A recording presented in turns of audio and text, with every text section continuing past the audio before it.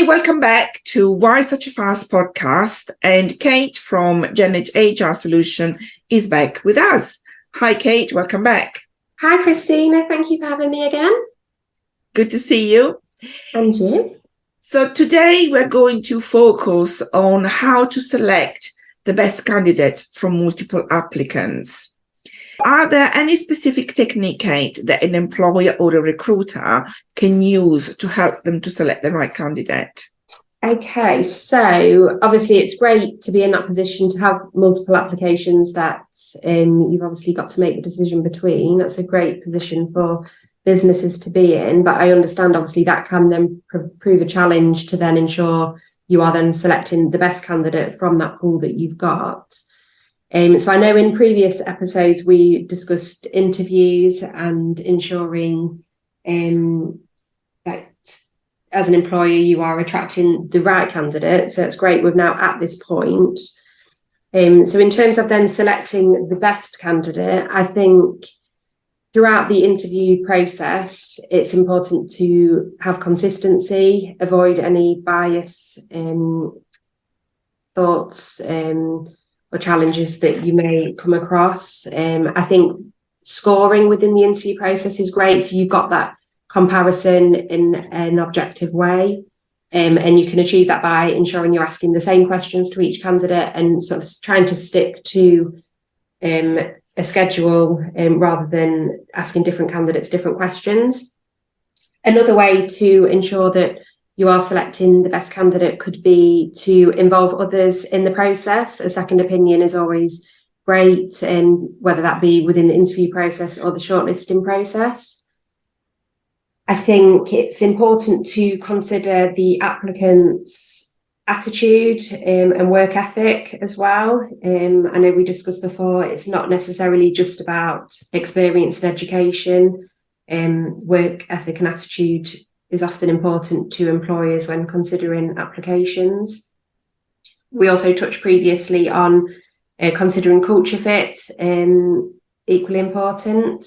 But I think once you've then got to that point and you've perhaps shortlisted further and reduced that pool and still struggling to decide, there's multiple ways to then narrow that further. That could be through a second interview.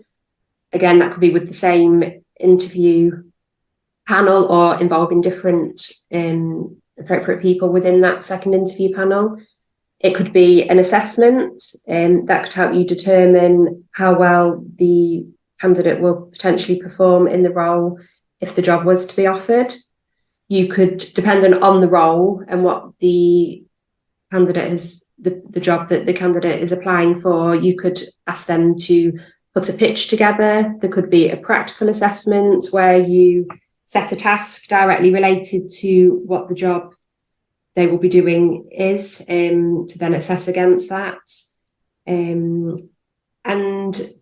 also some businesses do use psychometric testing and on-the-job trials, but I know from our previous discussions, Christina, there's perhaps isn't the right way. So I don't know if you want to say a bit more about that or your thoughts and views on that. Yes, no, I'm glad you touched on that, on psychosomatic testing. So at a personal level, I absolutely love them. I can't get enough of them and I jump at any opportunity. Yeah, I'm exactly the same. I've been involved in many in the past. And I find it so interesting how do I just love them. But from a legal and ethical perspective, I can't reconcile myself with them. And the reason for that is because those testing are not really reliable. And what I mean by that is that the results will vary according to the mood of the individuals. If they had an argument first thing in the morning with their spouse, for example, the environment in where the testing is being done, if you're not feeling too well, for example, that will vary the results. And I know because I've done those tests and I know that the results vary. So you can. I think there's an element with that as well. Sorry, Christine. I think there's an element with that as well that potentially candidates are trying to second guess what they should potentially be answering, and is this how I'm really feeling, or is this what the employer wants me to Absolutely. be. Yes. So it's not necessarily a true representation. That's right. Whenever someone does those testing, they have to take the results with a pinch of salt. Now, from a GDPR perspective, these tests involve the processing of special category data, which is medical data, because personal intellect and emotional capacity will fit under the medical definition of medical data. Now, Article 5 of the regulation stipulates that the collection of special category data is prohibited, full stop, okay, unless one of the exemptions from Article 9 can be applied. In this scenario, the only exception applicable is explicit consent. Now, here's the caveat. For consent to be valid, it needs to be freely given. And such an exception is not applicable where there is an imbalance of power between the parties. So if you think in the scenario of a candidate applying for a job versus the employer or the recruiter, there is clear power imbalance in there.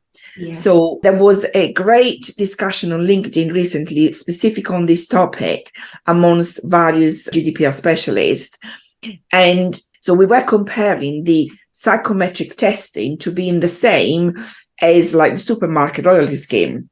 But there is a crucial difference. So in a loyalty scheme scenario, you earn points through your card, and then those points are translated into money off you in terms of a voucher, for example. Now, that one is a straight one way. In the job application scenario, it's a two-way, actually, because there is a 50-50 chance that the result of the testing will work in favor or against the candidate. And therefore, there could be a disadvantage to the individuals. This is defined as profiling under the GDPR. And there are situations where an applicant might not necessarily have the luxury to pick and choose which job application they go for, because they need a job, they need money to pay the bills, to put food on the table. They will consent to the testing even if they don't want to. So this is where the freely given just goes out the window, and therefore that makes the consent totally void, totally invalid. And that means that the employer or the recruiter will then process that data unlawfully. There is also something else to consider, again, under the GDPR. It's because psychosomatic testing fall under the profiling, then it is mandatory for the controller, i.e. the employer or the recruiter, to carry out a DPIA before going ahead with the processing of the testing. And the reason for that is because the GDPR consider profiling activities as a high risk to the rights and freedom of the individual. So as I said previously, at a personal level, I absolutely love them. I can't get enough of them. But from an ethical and legal perspective, I find it really hard to condone and justify the use of this test as part of a recruitment process. I think there are other ways, which you have already touched on that, Kate, on how to assess the individual attitude, the individual, whether they're going to fit within the culture of the organizations. Again, from an ethical and legal perspective, this testing is quite dangerous for both parties, I think. Yeah, no, that's really interesting. Thank you for sharing that. I didn't realise there was so much in depth behind that, actually. So yes, there is a lot to think about when it comes to that. Okay, so round over on the psychometric testing. Is there anything else that an employer can do to ensure the right candidate is selected? Okay, so there is, I don't know if we touched on before, potential on-the-job trials as well. So you could offer the candidate the chance to obviously take the role on a trial basis. If that is the case, it's obviously important that the candidate is still paid at least national minimum wage, and there are obviously legal obligations that the employer must still comply with. However, having that work trial period is a great way for the employer to assess how the employee is going to perform in the role, and just allows that bit more time to get to know the candidate, obviously in an on-the-job kind of scenario. But I think to sum up, really, if I'm ever unsure when interviewing personally, I always try and consider, first of all, can the candidate do the job? Do they want to do the job? Because obviously in the current market, we find that people are just applying for jobs because, like you said, they need a job, they need the money, there's bills to pay, etc. Which obviously we have that understanding with, but we need somebody that's going to work for the business and want to work for the business. So I think that's always key. Are they coachable? Because as we've discussed, they may not necessarily have the relevant education experience previously, but if they're willing to learn and it's clear that they are coachable, I think that's a great positive to take from an interview. Are they interested in that learning and any progression opportunity, especially if you're a business that is looking to progress from within and to sort of grow the team in that way? And if they're a good fit for the team culture, really. So, yeah, it's not just about skills, experience, education, and how good potentially a candidate may seem on paper, but actually looking at the whole scenario and all the points we've discussed. Fantastic.